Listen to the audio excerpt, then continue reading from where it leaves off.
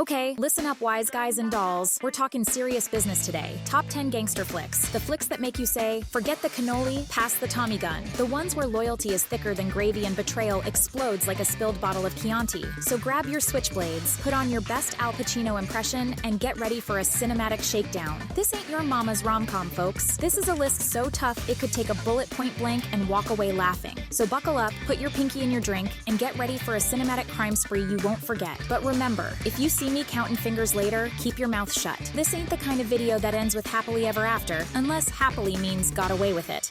Number 10, Snatch, 2000. Bonjour. If you want a movie, you can watch it over and over again. Snatch is the one. It's got heists, it's got violence, it's got Brad Pitt. What else could you possibly ask for? It's a typical Guy Ritchie movie filled with action, tense moments, and perhaps more importantly, fun. Set in London. London. London. London. London? Yes. The movie centers around a stolen diamond that Frankie Four Fingers came to the city to sell, and all the criminals trying to get their hands on that diamond. The plot is not exactly central and follows a few characters around, and some people might call that a drawback, but it's definitely part of the charm. It's filled with multiple storylines and characters that can grip your attention for much longer than the runtime of the movie. Keys and find out exactly where the stone is. Guy Ritchie did a wonderful job not just with writing a captivating story, but also with casting the perfect actors for every single role, focusing on their delivery and accents. Every character is memorable and every line is quotable. With wacky names like Gorgeous George, Bullet-Toothed Tony, and Boris the Blade, Snatch might be 10th on our list, but it's a fantastic movie nonetheless. And we recommend you drop everything and watch it, then thank us in the comments. Shirts and shorts for me, please. Jesus.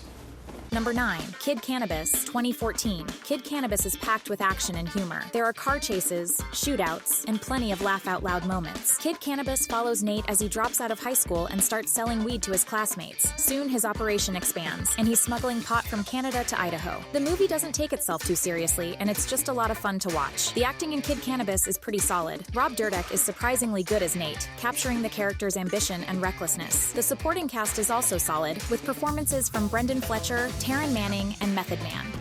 This is my masterpiece. Despite being a lighthearted comedy, Kid Cannabis does explore some dark themes. The movie shows the dangers of the drug trade and the toll it can take on people's lives. It also raises questions about the American justice system and the war on drugs. Overall, Kid Cannabis is a fun and entertaining movie. It's not perfect, but it's definitely worth watching if you're looking for a good laugh. Just don't expect anything too deep or thought-provoking. Number 8, Boyz N The Hood, 1991. This is a certified classic. This John Singleton joint ain't just a coming-of-age story. It's a raw and unflinching portrait of life in South Central LA, where dreams get tangled with the harsh realities of gangs, drugs, and violence. Singleton, fresh out of film school, brings a realness to the narrative that's impossible to fake. We follow Trey, Cuba Gooding Jr., a bright kid trying to navigate the streets under the watchful eye of his dad. Furious, Lawrence Fishburne, a former gangbanger turned responsible parent. It was a cultural phenomenon. It gave a voice to a community often misrepresented, sparked conversations about race and justice, and launched the careers of Singleton, Ice Cube, and Lawrence Fishburne. These types of movies are a dime a dozen these days, but in 1991, it was quite the conversation starter. So if you haven't seen it, it still holds up today and is a great watch. Number 7, Paid in Full, 2002. Can you even understand this shit? It's for my ears, yes I understand. This ain't your flashy Hollywood gangster flick. It's a gritty, unflinching look at the rise and fall of 3 friends caught in the 80s Harlem drug trade. Ace, Wood Harris, Mitch, Mickey Pfeiffer, and Rico Cameron are just trying to make ends meet, but the allure of quick cash lures them into the cutthroat world of crack cocaine. Under the tutelage of the ruthless Lulu, Esai Morales, they climb the ranks, building a drug empire that fuels their wildest dreams. Paid in Full doesn't shy away from the seductive glitz of the drug game. Whole chain of cleaners in a hot minute anyway. You know?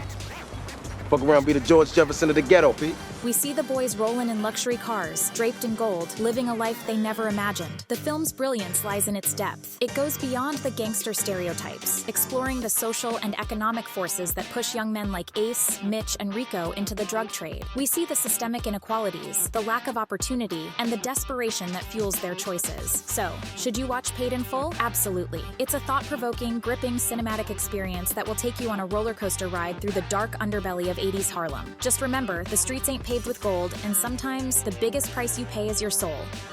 What? Lulu.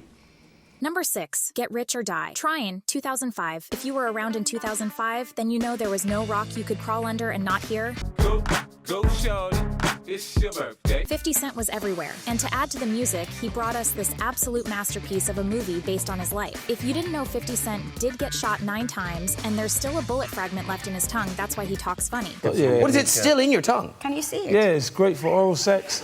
Is it?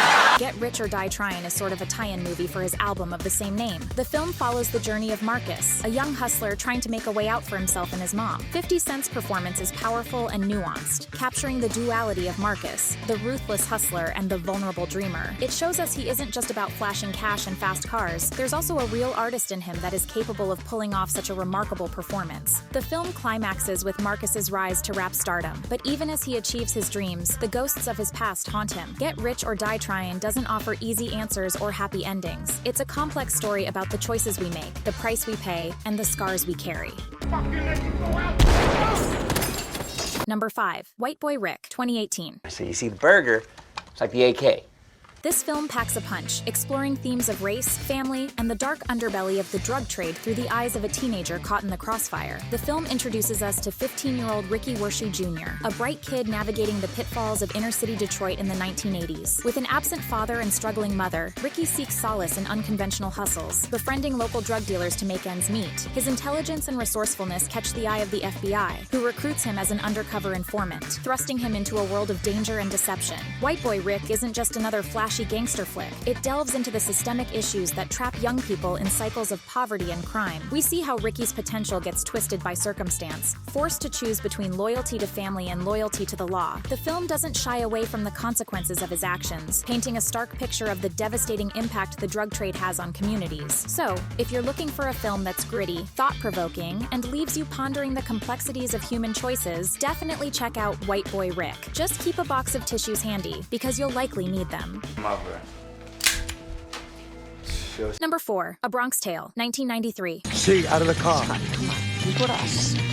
We're taking a trip back to the streets of 1960s New York with the 1993 classic, A Bronx Tale. Directed by the one and only Robert De Niro in his debut, this film is a coming-of-age story like no other, packed with humor, heart, and the undeniable pull of the mob life. We follow young Calogero Lorenzo, played by Lillo Brancato Jr., nicknamed C by his buddies. Growing up in the Italian-American neighborhood of the Bronx, C witnesses the clash between good and bad at every corner. His dad, Lorenzo De Niro, runs a bus depot and preaches honesty and hard work. But across the street, Sonny, Chaz Palminteri, a charismatic mob boss, holds undeniable allure for C and his friends. But A Bronx Tale is so much more than just a mob flick. It's a story about family, about the bonds we forge with our communities, and about the universal struggles of growing up. We see C grapple with his identity, his first love, the beautiful Terrell Hicks as Jane, and the racial tensions simmering beneath the surface of his neighborhood. If De Niro is involved in a mob movie, it's a surefire way of knowing you picked the right movie to watch.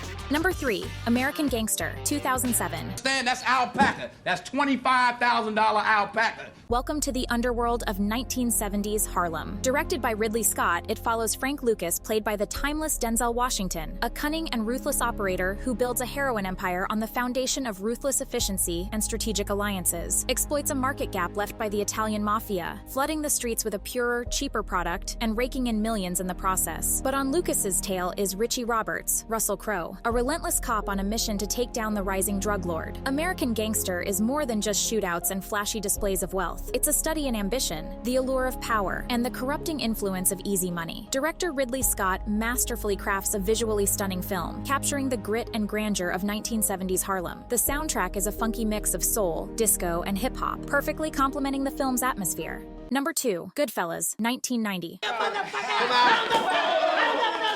Welcome to Scorsese's cocaine-fueled masterpiece, Goodfellas. It's a film where violence explodes like confetti, the soundtrack thumps harder than a mob wife's Louboutins, and Ray Liotta's narration makes you want to snort milk powder just to keep up. Forget The Godfather. These wise guys are more like wisecracks. Henry Hill, Liotta, takes us on a whirlwind tour of his career, from petty scams to Lufthansa heists, all delivered with enough swagger to make even Tony Montana jealous. He and his boys, Paulie and Jimmy, are like a dysfunctional Three Stooges routine, except instead of slapstick, they dispense headshots. What's so funny about me? Tell me what's funny.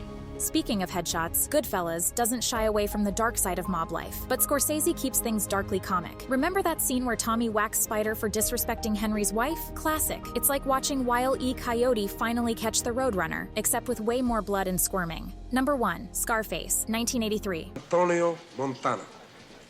And you? Finally, we got the best of the bunch, the cream of the crop, the out-and-out best gangster movie ever made. And if you don't agree, you can. Say hello to my little friend!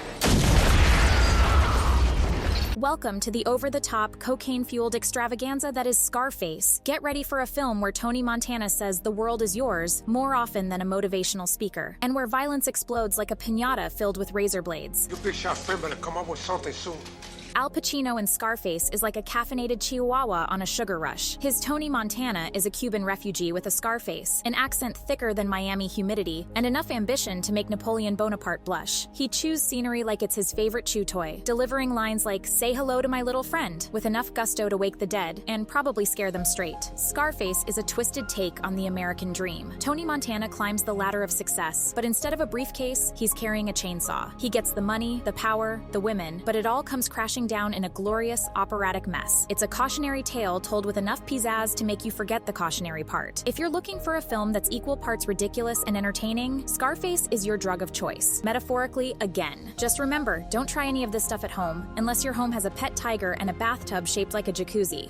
Alright, that's it folks. Top 10 gangster flicks, wrapped up. Now you see why they call them classics, right? Enough betrayal to make Machiavelli blush, and enough swagger to make Sinatra jealous. Just remember kids, don't try this at home, unless you got a basement full of cement and a really mean grandma who can whack a canary with a rolling pin. Then maybe, just maybe, but seriously, stay safe, keep it real, and don't forget to subscribe for more cinematic mayhem. And to all the wise guys and dolls out there, keep your friends close, your enemies closer, and your Tommy gun oiled.